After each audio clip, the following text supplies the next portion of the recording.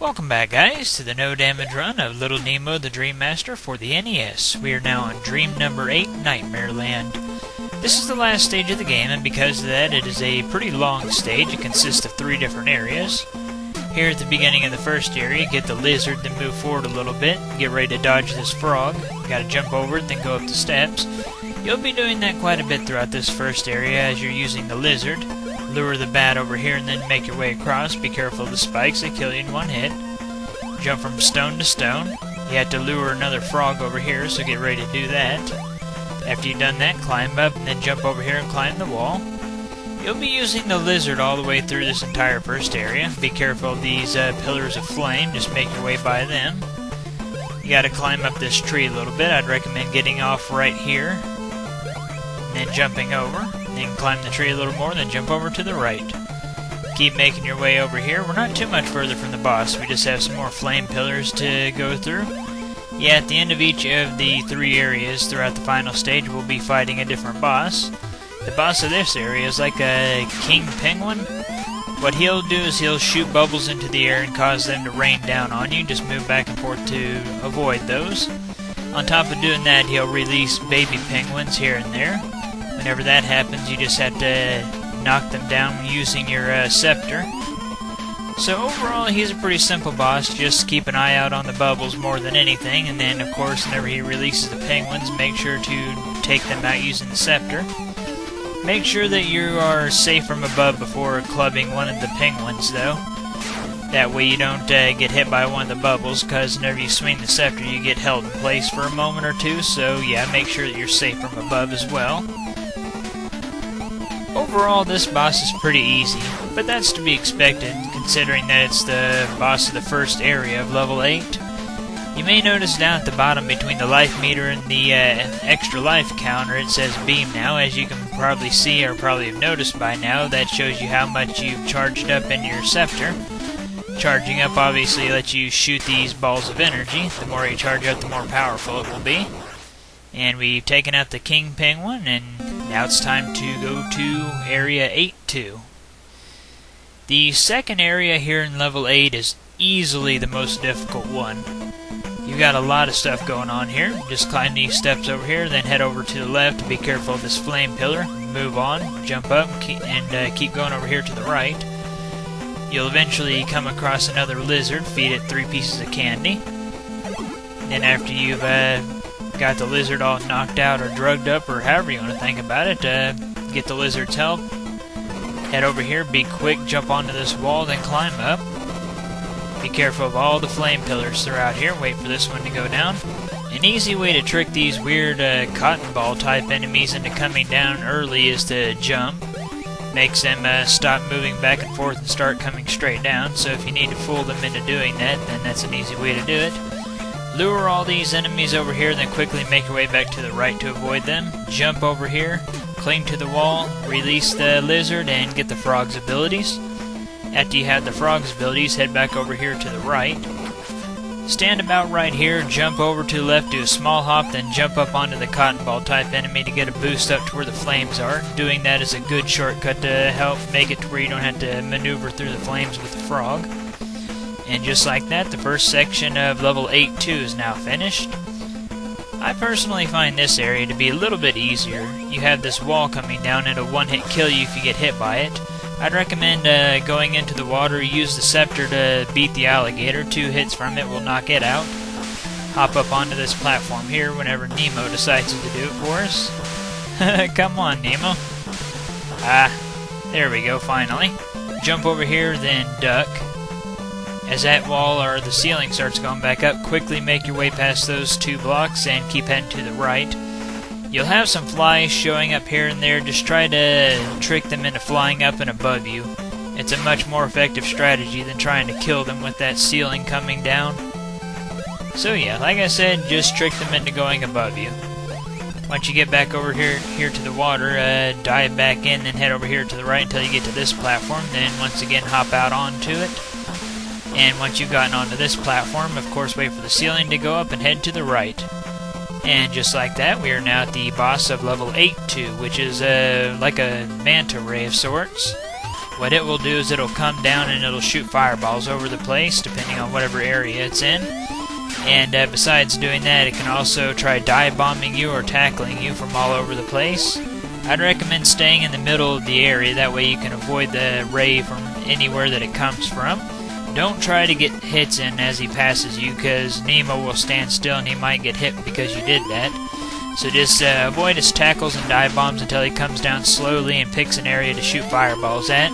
Get out of that particular area and shoot beams of energy from your scepter up at him. Your scepter. Anyway, just keep avoiding his dive bombs and his tackles.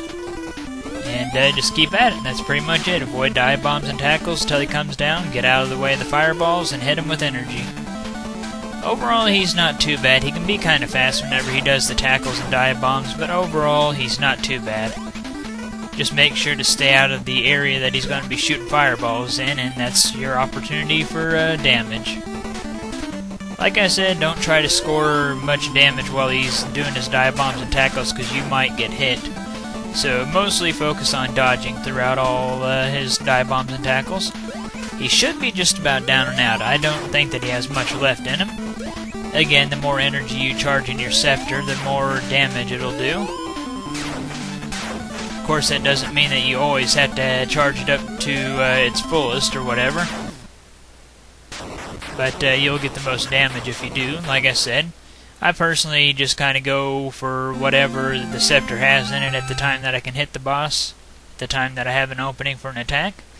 Whatever the case, though, level 8-2 is now down and out. We're moving on to the final section of level 8, level 8-3. I kind of like this area. It reminds me of like spooky type games like Ghosts and Goblins, Castlevania, stuff like that. Just the background and how ominous it is. The dark clouds and everything. Reminds me of like a graveyard. Whatever the case, though, just head over here to the right, avoid that fly. You're going to be doing a lot of switching between animal buddies throughout this section. So just head over here to the right. You're going to have to go along the top up here. Avoid these press traps. Use small hops to get across these ones over here. You'll come up to a fork in the road right here. Take the lower path because you'll be getting the lizard down here. You'll have some bats here and there. Just take them out with the scepter. Do not charge and fire an energy ball right next to a hole, otherwise it'll shove you back into the hole, and that's no fun. Get the lizard here, and since you can't attack, you're just going to have to trick the bats into getting into a position that's easy for you to dodge them. So do that. Then get back over to where the fork in the road is, and this time jump over and cling onto the wall and climb it to take the upper route. Take out these bats over here. There we go. Take out that bat, and then we'll be getting the hornet up here. So feed the hornet some candy and get ready to head back out of the cave. Shoot a stinger over there, take out that bat, and take out this one over here too. You can take the lower route to avoid the traps over here, which is a lot easier. So go ahead and do that since you're the hornet now. Just head back over to the left until you get out of the cave and then fly up until you meet up with the mouse animal buddy. Space yourself a little bit so you can feed him some candy. Once you do that, get ready to jump off of this platform. Make sure that you land on the tiny platform below, otherwise if you miss it, you're going to have to start all the way back over from the point that you had to go get the lizard again, which is no fun. So make sure that you land on that platform, climb the wall up here. Now from here, it's pretty straightforward. You got some of these flame pillars that show up. Just time your jumps to get over those pretty easily. And then between some of those, you'll have the little buzzards or crows or whatever dropping their eggs. Just time your way past them. I really like the little touch of having the nightmare in the background, kind of like a preview of them. It's a pretty cool little effect. I really like that they included that. And just like that, we are through with level 8-3, section 1 anyway. In this section, head over here to the right. You got some more of these enemies, but you should know how to handle them by now. Just head over here to the right until you get all the way to the far right and then drop down. We could have ditched the mouse as soon as we climbed the first wall after we got him, but I wanted him to have some more screen time. You'll want to get rid of him before you fall into that water, though. We are now at the final boss of the game. We just have to climb up and over these steps, and then we will be at the nightmare. So over here we go. Alright. Yeah, he doesn't look quite as intimidating as he did in the background of the previous section of this stage. He only really has 2 attacks. He can fire out a red blob, which will continue to bug you until you destroyed it, so make sure you take it out right away.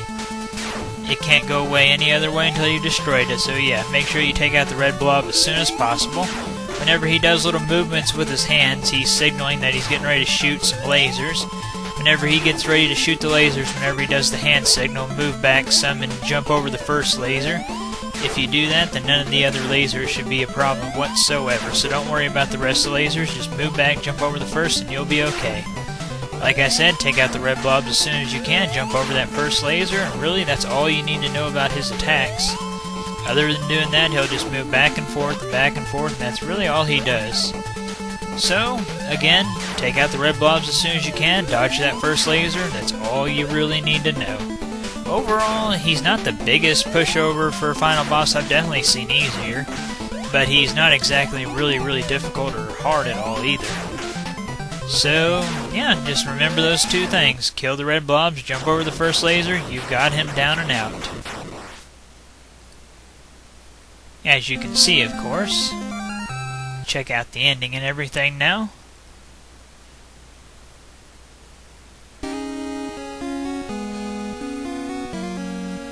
How can I ever thank you, Nemo? You saved me and my kingdom. Don't mention it. I was just keeping my promise to the princess. I know. I'll make you Prince of Slumberland.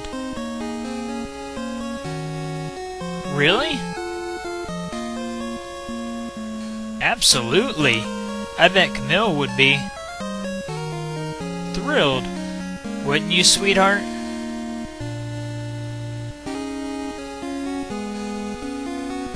Oh, goody! We can play together. Every day we can have picnics in the Lollipop Forest. Explore the Taffy Swamp. I can teach you magic. Oh, it'll be such fun.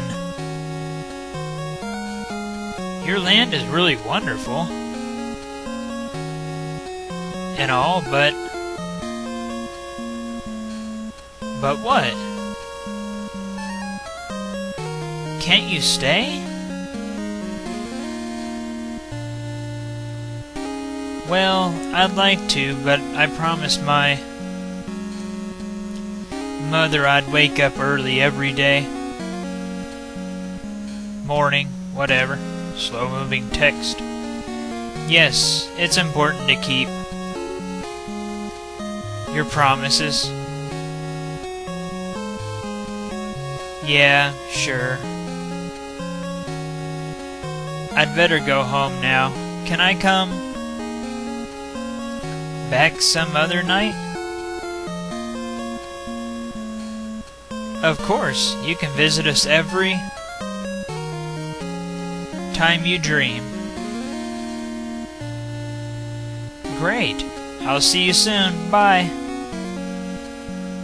Camille.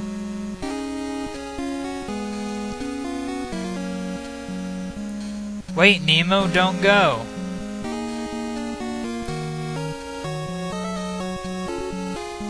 Aww.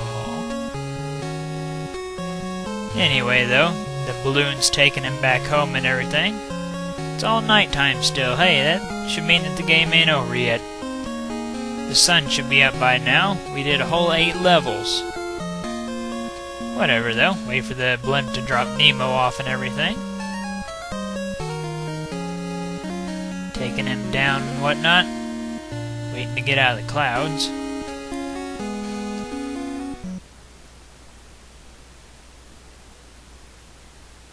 Nemo, rise and shine. It's a beautiful day.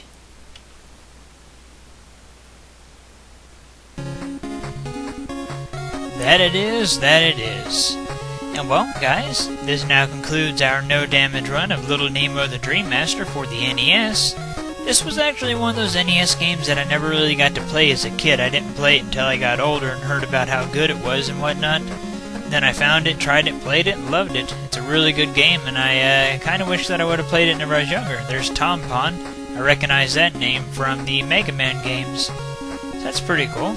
Of course, this game is also made by Capcom, just like Mega Man, so I'm not surprised to see his name in here. Like I said, I really like this game. I like a lot of things about it, especially the music. This game has an amazing soundtrack.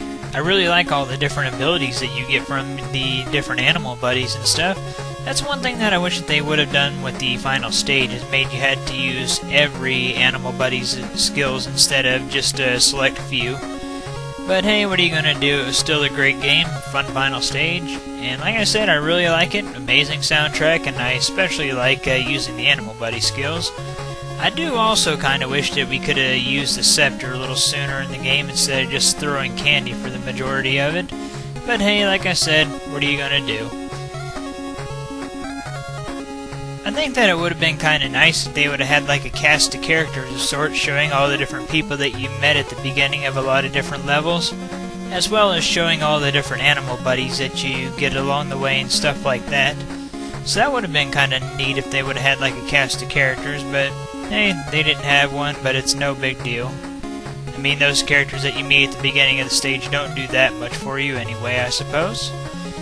But well, like I said, this now concludes our no damage run of Little Nemo the Dream Master for the NES. I hope you all enjoyed watching and everything, and you all know the drill. Comment, subscribe, and all that. Thank you for watching.